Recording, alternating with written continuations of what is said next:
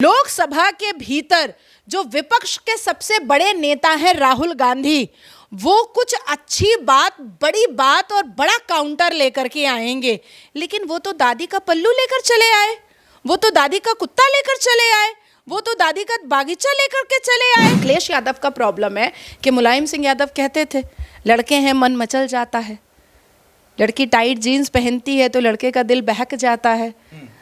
तो ये अखिलेश यादव का मैं समझती हूँ, उनकी बीवी को कोई मौलाना रशीदी जो है नंगी बोल करके निकल जाता है और वो मुसलमान का वोट लेने के लिए खामोशी से बैठ जाते हैं। पैगंबर मोहम्मद क्या डोम थे? पैगंबर मोहम्मद क्या पॉट साफ करते थे? पैगंबर मोहम्मद क्या लैट्रिन साफ करते थे? पैगंबर मोहम्मद क्या हजाम थे? पैगंबर मोहम्मद क्या जुलाहा थे? पैगंबर मोहम्मद क्या कुम्हार थे? पैगंबर मोहम्मद क्या मटका बनाते थे? हमारे में तो कोई पैगंबर जो है, जितने भी पैगंबर गुजरे हैं, कोई अदर बैकवर्ड कास्ट का नहीं था। तो ये एमआईएम की पार्षद हरा कर देंगे, और कैसा हराया, ये ओबीसी कैसे हो गई? डिलिमिटेशन से क्या होता है कि जब सीटें बढ़ती हैं तो सांसद हो या विधायक हो, वो अपने कार्यों को बहुत ही महत्वपूर्ण तरीके से पूरा कर पाता है। लेकिन प्रॉब्लम इस बात का है कि पढ़े तब ना कोई समझे। सांसदों का क्षेत्र इसलिए और उसी एरिया को छोटा किया जा रहा है जहां पर पॉपुलेशन बढ़ा है। जैसे उत्तर प्रदेश में सीटें बढ़ाई गई हैं, आसाम में सीटें बढ़ाई गई हैं, कर्नाटका में सीटें बढ़ाई गई हैं, उत्तराखंड में सीटें बढ़ाई गई हैं, पश्चिम बंगाल में सीटें बढ़ाई गई हैं। तो क्यों बढ़ाई गई हैं? 28 के 28 राज्यों में नहीं बढ़ाई गई। मुस्लिम महिलाओं के लिए आरक्षण स्पेशली मांग रहे हैं, चाहे वो अखिलेश यादव हो, चाहे तमाम अन्य और नेता हों। सबसे पहले तो वंदे मातरम, भारत माता की जय, आपके दर्शकों को और आपको भी। पर राहुल गांधी ही तो बोलते थे जिसकी जितनी संख्या भारी उसकी उतनी हिस्सेदारी। तो संख्या किसकी भारी है तो उसकी उतनी हिस्सेदारी होगी। अब यहाँ पर मुसलमान कहाँ से आ गई? हमारे देश की भारत की महिलाएं पहले वंदे मातरम तो बोलना सीखे। जो मुस्लिम महिलाएं हैं पहले भारत माता की जय तो बोलना सीखे। अभी तक तो वो वंदे मातरम ही नहीं एक्सेप्ट कर पाई हैं, अभी तक तो वो भारत माता की जय ही नहीं एक्सेप्ट कर पाई हैं। हमारे भारत की मुसलमान महिलाएं अभी तक तो बच्चा पैदा करने की मशीन से बाहर ही नहीं निकल पाई हैं। और जो पार्षद बनी है, जो कॉरपोरेटर बनी है, या जो मेंबर ऑफ पार्लियामेंट बन करके किसी विपक्ष दल की पार्टियों से जाती हैं, तो वो तो भाई सीधा शरिया की बात करती हैं, वो तो मुमरा को हरा बनाने की बात करती हैं, वो तो धोबी पछाड़ करने की बात करने लगती हैं, वो तो शरिया इम्प्लीमेंट करने की बात करने लगती हैं। तो मुझे ऐसा लगता है कि पहले भारत की महिलाएं ये तय कर ले और कन्फ्यूजन से बाहर आए, जो भारत की मुसलमान महिलाएं हैं, कि वो इस देश के संविधान को, कानून को, भारत माता को, वंदे मातरम को मानती हैं कि नहीं मानती हैं। दूसरी बात है कि 2024 में कांग्रेस ने कितनी मुस्लिम महिलाओं को लोकसभा की टिकट दी थी? जरा अपना डेटा निकाले ना, जरा निकालना चाहिए। समाजवादी पार्टी ने दिया था, लेकिन कितनी महिलाओं को दिया था समाजवादी पार्टी ने? डिंपल यादव को दिया था, प्रियंका गांधी को दिया, और तमाम और नेता हैं जो हिंदू। अच्छा, मुझे पता नहीं था कि डिंपल यादव मुसलमान है। नहीं, महिला को। आपका सवाल अभी ये था मुसलमान महिलाओं के लिए, महिलाओं को बता रहा हूँ मैं। तो वही तो आदरणीय प्रधानमंत्री भी कह रहे हैं कि 33% मुसलमान, 33% जो है वो भारत की महिलाओं को रिजर्वेशन बिल दे दीजिए। तो यही बात तो प्रधानमंत्री भी कह रहे हैं। आज जिस हिसाब से राहुल गांधी अपनी बात रखे हैं पार्लियामेंट में, लोकतंत्र के मंदिर में दादी की साड़ी येलो कलर की, कुत्ता, बागीचा, गार्डन, अंधेरा, उसके बाद मैजिशियन, जितने अनपार्लियामेंट्री एक्सप्रेशन के जो वर्ड्स थे वही उन्होंने इस्तेमाल किया है। मुझे लगता है ना वो पार्लियामेंट में एंटर करते वक्त ना वो पीपल एक्ट पढ़ते हैं, ना वो अनपार्लियामेंट्री एक्सप्रेशन और इम्प्रेशन को वो पढ़ते हैं। वो सिर्फ चले जाते हैं कुछ चूरन चाट करके, और जिस टॉपिक पर बात करना होता है, जिस बिल पर बात करना होता है, उस बिल पर वो बात ही नहीं करते हैं। आज मैंने सोचा था खास करके कि इतने बड़े बिल का, देश की महिलाओं के मान सम्मान, अधिकार, इंसाफ के बारे में बात चर्चा उठी है और स्पेशल सदन बुलाया गया है। तो मुझे लगा कि उसका विरोध करने के लिए विपक्ष दल की पार्टियों के साथ साथ जो लोकसभा के भीतर जो विपक्ष के सबसे बड़े नेता हैं राहुल गांधी, वो कुछ अच्छी बात, बड़ी बात और बड़ा काउंटर लेकर के आएंगे, लेकिन वो तो दादी का पल्लू लेकर चले आए, वो तो दादी का कुत्ता लेकर चले आए, वो तो दादी का बागीचा लेकर के चले आए। और उसके बाद जो उन्होंने जिस हिसाब से अनपार्लियामेंट्री वर्ड, अनकॉन्स्टिट्यूशनल अल्फाज का देश के प्रधानमंत्री के खिलाफ इस्तेमाल किया है, उनके ऊपर एफआईआर होना चाहिए था। दूसरी बात है कि बड़े विडंबना और आश्चर्य की बात है कि महिलाओं के मान सम्मान, अधिकार और इंसाफ पर जब देश के प्रधानमंत्री बात करते हैं, लोकतंत्र के मंदिर में पटल पर ऐसे बिल रखते हैं, तो प्रियंका वाड्रा कहती है, विरोध करती है, एक महिला होते हुए, जिसके घर में, जिस गांधी परिवार में इंदिरा गांधी देश की प्रधानमंत्री बनी, जिस गांधी परिवार में सोनिया एंटोनियो को बागडोर सियासत का और हिंदुस्तान का दिया गया, जिस गांधी परिवार में प्रियंका वाड्रा को मेंबर ऑफ पार्लियामेंट बनाया गया, और जब वो किसी पद पर नहीं थी, जब वो पार्टी में नहीं थी, तब भी वो देश में एक महत्वपूर्ण नेता के नाम से जानी जाती थी।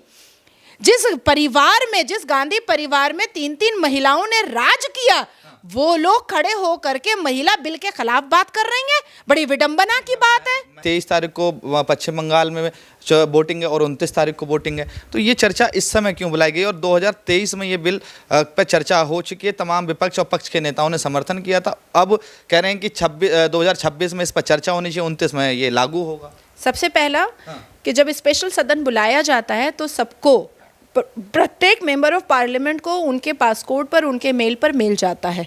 जब वो अप्रूवल देते हैं तभी सदन बैठती है, तो अप्रूवल नहीं देना चाहिए था। पहला डिकोड। दूसरा कि 1996 में एच.डी. देवे गौड़े के सरकार में वुमेन रिजर्वेशन बिल पर चर्चा उठी थी। तो 1996 से लेकर के 2026 अप्रैल तक, 17 अप्रैल तारीख तक ये लोग कौन सा चूरन चाट करके सोए हुए थे? राजीव गांधी को कर देना चाहिए था वुमेन रिजर्वेशन बिल पास, उसके बाद फिर मनमोहन सिंह को कर देना चाहिए था वुमेन रिजर्वेशन बिल पास। क्यों नहीं किए? आपको तो मौका मिला था, आपको कर देना चाहिए था। और महिलाओं के मान सम्मान और अधिकार पर बात करने के लिए क्या देश के प्रधानमंत्री को कौन से राज्य में वोट गिर रहा है और नहीं गिर रहा है इसको देखना पड़ेगा क्या? दुर्गा माँ की पूजा करने के लिए हम ये देखेंगे कि अभी वोटिंग है कि नहीं है? अगर मैं आज पश्चिम बंगाल जाती हूँ तो मैं काली पूजा करने नहीं जाऊँगी क्या? कालीघाट मैं दुर्गा पूजा करने नहीं जाऊँगी क्या? तो आप लोग ये न्यूज़ बनाएंगे कि वोटिंग है 23 तारीख को, इसलिए नाजिया इलाही खान कालीघाट गई है। तो महिलाओं के मान सम्मान की बात जब लोकतंत्र के मंदिर में हो रही है, महिलाओं के अधिकार की बात जब लोकतंत्र के मंदिर में हो रही है, तो ये कोई पार्लियामेंट इलेक्शन तो नहीं हो रहा है, ये कोई लोकसभा इलेक्शन तो नहीं हो रहा है, एक राज्य का इलेक्शन हो रहा है। अगर इतना ही वोट का लालच होता तो आसाम में तो इलेक्शन हो चुका, वोटिंग हो चुकी, परिणाम आने वाला है, तो और पहले करना चाहिए था चर्चा अभी होनी थी, चर्चा अभी हुई है। जो होना था, जब होना होता है तब होता है। और महिलाओं के मान सम्मान और अधिकार पर इतना विपक्ष दल को बुरा क्यों लग रहा है? अखिलेश की बात तो मैं समझ रही हूँ। अखिलेश यादव का प्रॉब्लम है कि मुलायम सिंह यादव कहते थे लड़के हैं मन मचल जाता है, लड़की टाइट जीन्स पहनती है तो लड़के का दिल बहक जाता है। तो ये अखिलेश यादव का मैं समझती हूँ। उनकी बीवी को कोई मौलाना रशीदी जो है नंगी बोल करके निकल जाता है और वो मुसलमान का वोट लेने के लिए खामोशी से बैठ जाते हैं। और अखिलेश यादव, समाजवादी पार्टी के सुप्रीमो अखिलेश यादव की बीवी को नंगी बोलने वाले मौलाना को हम लोग डिबेट में टारगेट करते हैं, हम लोग उसके मान सम्मान के पक्ष में बात करते हैं, लेकिन अखिलेश यादव की बीवी को नंगी नुच्ची बोल करके कोई मौलाना निकल जाता है और अखिलेश यादव को बुरा नहीं लगता है। तो मैं समाजवादी पार्टी के सुप्रीमो अखिलेश यादव का मन समझती हूं कि उनकी नज़रों में महिलाओं का कोई सम्मान नहीं है। अब आती है बात कि बार बार जो मुस्लिम किया जा रहा है। सबसे पहला कि किसी को ये बिल, किसी भी पार्टी को ये बिल रोक नहीं रही है कि आप मुसलमान महिलाओं को टिकट मत दीजिए। क्यों आरक्षण दिया जाएगा? रिजर्वेशन पे रिजर्वेशन होगा क्या? रिजर्वेशन पे रिजर्वेशन होगा क्या? अभी तो आप देखिए वो मुमरा में जो पार्षद जीती है MIM की, वो ओबीसी से रिजर्वेशन से जीती है, ओबीसी से, जबकि हमारे कोई पैगंबर अदर बैकवर्ड कास्ट के नहीं थे। पैगंबर मोहम्मद क्या डोम थे? पैगंबर मोहम्मद क्या पॉट साफ करते थे? पैगंबर मोहम्मद क्या लैट्रिन साफ करते थे? पैगंबर मोहम्मद क्या हजाम थे? पैगंबर मोहम्मद क्या जुलाहा थे? पैगंबर मोहम्मद क्या कुम्हार थे? पैगंबर मोहम्मद क्या मटका बनाते थे? हमारे में तो कोई पैगंबर जो है, जितने भी पैगंबर गुजरे हैं, कोई अदर बैकवर्ड कास्ट का नहीं था। तो ये MIM की पार्षद हरा कर देंगे, और कैसा हराया, ये OBC कैसे हो गई? और अगर कोई पैगंबर OBC था, अदर बैकवर्ड कास्ट का था, पॉट वॉट साफ करता था, टट्टी वट्टी उठाता था, तो हमसे कुरान में क्यों छुपाया गया? तो रिजर्वेशन में रिजर्वेशन कहाँ से? एक तो वही रिजर्वेशन झुट्टा लुच्चा है। मुसलमान कहाँ से OBC SC ST का कोई रिजर्वेशन ले सकता है? मुसलमान पूरे अल कुरान में कोई पैगंबर जो है वो OBC SC ST नहीं है। एक तो ये झुट्टा लुच्चा रिजर्वेशन लिया गया है, और ऊपर से रिजर्वेशन में रिजर्वेशन। मुझे लगता है कि देखिए, कांग्रेस को क्या करना चाहिए, सारे जो 33% उनकी पार्टी का आएगा मुसलमान को दे देना चाहिए। अखिलेश यादव का जो आएगा 33% वो मुसलमान को दे देना चाहिए। ममता बनर्जी का जो आएगा 33% वो मुसलमान महिलाओं को दे देना चाहिए। कोई रोका तो नहीं जा रहा है। कल हमारे आदरणीय गृह मंत्री साहब ने खड़े होकर के कहा कि भाई आप दे दो उठा करके अपना 33% मुसलमानों को, कौन रोक रहा है? भाजपा को जरूरत महसूस होगी, भाजपा भी दे देगी 33% उठा करके मुसलमानों को। लेकिन रिजर्वेशन पे रिजर्वेशन कभी नहीं हो सकता है। जाति का जनगणना 2011 में हुई थी, उसके बाद जाति का जनगणना हुई नहीं है। मगर कल गृह मंत्री अमित शाह ने कहा था कि अखिलेश यादव घर की जाति नहीं होती, वो जाति का जनगणना करवा रहे हैं। तो ये 21 में होनी थी, अभी 26 आ गया, कह रहे 29 में। हर 10 साल में सेंसस होता है, ठीक है। और 2011 में सेंसस जब हुआ तो 2021 में होना था। 10 साल कंप्लीट होता है। पर शायद फिर से याद दिलाना पड़ेगा कि 2021 में हम लोग कोरोना महामारी से जूझ रहे थे, जिससे निकलते निकलते हम लोगों को 2 साल, 1.25 साल, 2.5 साल लग गया। और सेंसस जो होता है वो कोई छोटी प्रक्रिया नहीं होती है, वो बहुत बड़ी प्रक्रिया है। और 140 करोड़ से अधिकतर लोगों का सेंसस कराना होता है।